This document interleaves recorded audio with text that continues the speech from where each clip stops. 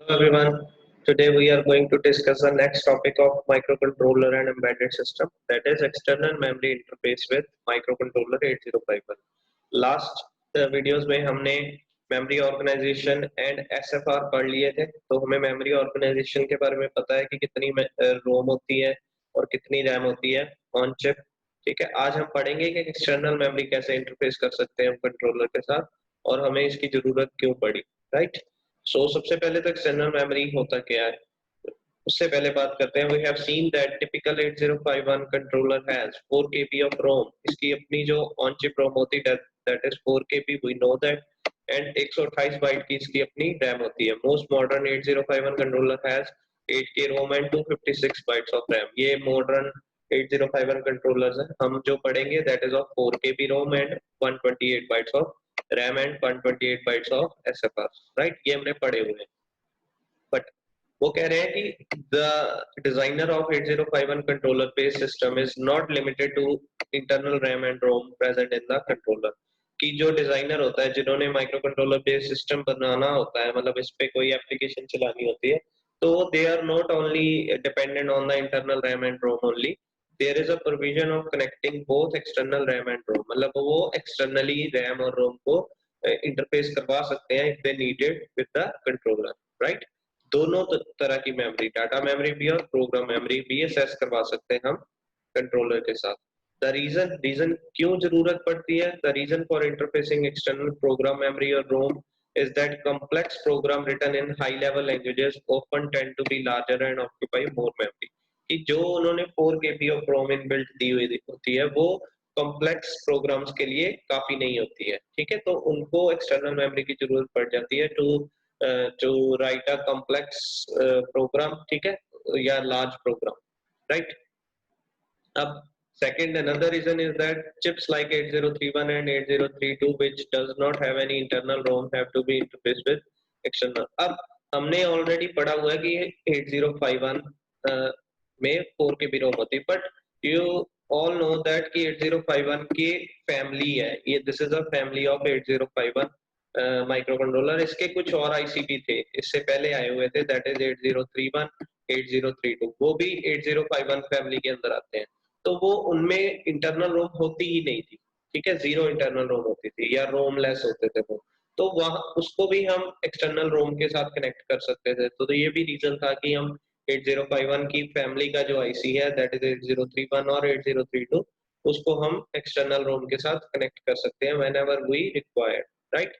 अब कितनी programme memory और डाटा मेमोरी एक्सेस करवा सकते हैं हम एक्सटर्नल में, that is 64 KB of program memory and 64 KB of data memory can be interfaced with the 8051 controller। तो दिस इज द बेसिक, आपको पता होना चाहिए कि मैक्सिमम कितनी हम एक्सटर्नल रोम और रैम लगा सकते हैं, दैट इज 64 KB, राइट?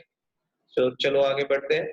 अब when external memory is used, port 0 is unavailable as an input output port, it becomes a multiplexed address A0 to A7 and data D0 to D7। अब वो कहते हैं जब भी एक्सटर्नल मेमोरी हम connect करते हैं विद द कंट्रोलर, पोर्ट 0 और पोर्ट 2 दोनों अनअवेलेबल हो जाते हैं, राइट? उसमें से जो पोर्ट 0 है that contains the lower byte of address as well as data bus, right? with the AL latching, ALE जो pin है that is used when external memory is used, right? And port 2 is employed for the higher byte of address bus that is A8 to A15। मतलब port 0 and port 2 जो है they will be unavailable for the microcontroller and they will access the external memory, ठीक है? मतलब वो input output port की तरह काम नहीं करेंगे, ठीक है? They will act as a address byte। Port 0 जो है लोअर बाइट एड्रेस बाइट और पोर्ट 2 जो है वो हायर बाइट एड्रेस बस की तरह यूज होती है, राइट? आगे असेसिंग प्रोग्राम मेमोरी। अब इसको टॉपिक को हम ये भी लिख सकते हैं कि interfacing program memory with 8051, right?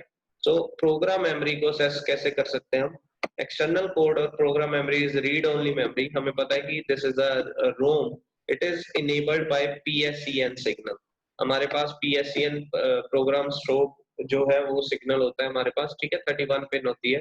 तो उसके थ्रू हम जो है we can access this memory, right? When an external EPROM is used, both P0 and port 2 are unavailable as general purpose IO ports. Again वही repeat होगी line कि अगर हम external ROM connect कर रहे हैं तो port 0 and port 2 both will be unavailable as a IO ports. ठीक है? Port 0 act as a multiplex address slash data bus, sending the low byte of program counter PCL as an address and then waiting for the arrival of port byte from external memory. ये क्या करता है, ये अपने उस port 0 जो है वो लोअर बस एड्रेस बाइट, वो लोअर बाइट एड्रेस बस की तरह काम करेगा। तो ये लो बाइट ऑफ प्रोग्राम काउंटर, ठीक है, एक भेजेगा एज एन एड्रेस और वहां से एक्सटर्नल मेमोरी को एक्सेस करने के लिए प्रोग्राम उठाएगा, वहां से इस एड्रेस को शेयर करेगा, वहां से जो उस मेमोरी तक पहुंचेगा, जो भी मेमोरी ये पीसीएल में शो करेगा, तो वहां से उस मेमोरी से डाटा उठा के अपने लेके आएगा कंट्रोलर में, राइट। और जो ALE है that clocks the PCL byte into address slash during the period of time PCL byte is valid on port 0, right. ऐसे ही पोर्ट 2 जो है वो PCH से काम करता है। PCH इज प्रोग्राम काउंटर, मतलब ये 16 बिट एड्रेस को वेरीफाई करते हैं प्रोग्राम मेमोरी, उसमें से जो पोर्ट 2 है वो प्रोग्राम काउंटर का हायर बाइट उठाता है, तो जो प्रोग्राम पोर्ट 0 है वो प्रोग्राम काउंटर का लो बाइट उठाता है, right. This is the diagram, you have to make it on your copy. ये this will be the interfacing with the external ROM, ठीक है। इसमें क्या है, this is 8051, इसके जो पोर्ट 0 है वो एज अ, ये देखिए ये as a data bus directly use होंगे या address bus with the latch. जो लैच होता है हमने पढ़ा हुआ है लास्ट, आपने माइक्रोप्रोसेसर में पढ़ा होगा 74LS 373 होगा, ठीक है। तो ये एक लैच है जो कि ये बेसिकली डी फ्लिप फ्लॉप से बनी होती है, तो ये बेसिकली उसको लैच करने के लिए, एड्रेस को लैच करने के लिए यूज होती है। तो lower byte address is connected here, right, और ये पोर्ट 0 से कनेक्ट होगी। ये जो पिन है that is grounded at that time, ALE pin is used for latching purpose, जो P2 पिन है that is used for direct higher byte address, और PSEN पिन जो है वो इसको इनेबल करने के लिए यूज होती है दिस रोम को, ठीक है, एक्सटर्नल रोम को इनेबल करने के लिए this pin is used, right. So this will be the program memory assessing, ठीक है। आगे बढ़ते हैं हम असेसिंग डाटा मेमोरी, मतलब हम रैम को इंटरफेस जब करवाना है 8051 के साथ तो क्या करना चाहिए हमें। External data memory is read write memory, it is a RAM enabled by RD बार और WR बार, यहाँ पे बार लगाना है अपने कॉपी पे, और ये दोनों जो पिन्स है that is the alternate pin function for P3.7 and P3.6। Port 3 की जो 6th पिन और 7th पिन है दैट इज रीड बार और राइट बार, तो उन दो पिन की हेल्प से हम जो है वो डाटा मेमोरी एक्सटर्नल रैम को एक्सेस करवा सकते हैं इन दो पिन की हेल्प से, ठीक है। रोम को PSEN बार की हेल्प से कराते हैं, इसको हम RD बार और राइट बार की हेल्प से करेंगे access. The only access to external data memory is with the move X instruction. अब हम जब एक्सटर्नल रैम को यूज करेंगे तो उसमें इंस्ट्रक्शन यूज होगी दैट इज मूव एक्स, ठीक है, x related with the external RAM, ठीक है। It is using the either 16-bit DPTR R0 और R1 as an address register. अब इसमें दो जो रजिस्टर यूज होंगे, एक या तो 16 बिट अगर हम एड्रेस यूज करेंगे तो जो DPTR डाटा पॉइंटर यूज होगा, अगर हम 8 बिट का एड्रेस यूज करेंगे तो R0 और R1 जो है that will be used with the address register, right. सिर्फ दो रजिस्टर यूज होंगे R0 और R1 as a pointer to the external memory. ऐसे ही DPTR अगर हम 16 बिट का एड्रेस यूज करेंगे तो वो पॉइंटर यूज होगा, right. RAM may be interfaced with the 8051 the same way as EPROM, except the RD line connects to the RAM output enable।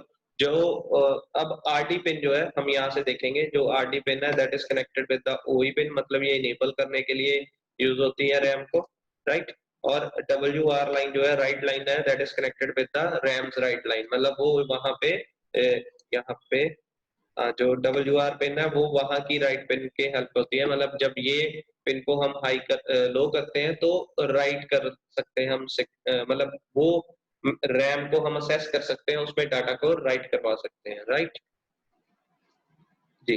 तो आगे the connection for the address and data bus are same as for EPROM using P0 and P2 up to 64 bytes AB of external data RAM can be connected to 8051। अब वो कहते हैं बाकी जो connection है that all are same, just PSEN pin की जगह हमने राइट रीड बार और राइट बार पिन यूज की है कंट्रोलर की, ठीक है जी।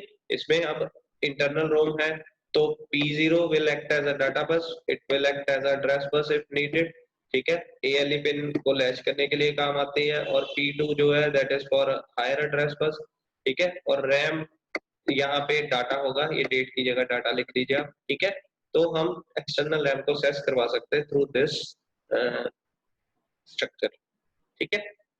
तो this was our topic. 5 number का क्वेश्चन आ सकता है, whether of data memory, external data memory कैसे एक्सेस कर सकते हैं, या वेदर प्रोग्राम मेमोरी कैसे एक्सेस कर सकते हैं विद 8051। तो आपने दोनों को डिफरेंट डिफरेंट डायग्राम बना के दोनों की डिफरेंट डिफरेंट कॉन्फ़िगरेशन देनी है।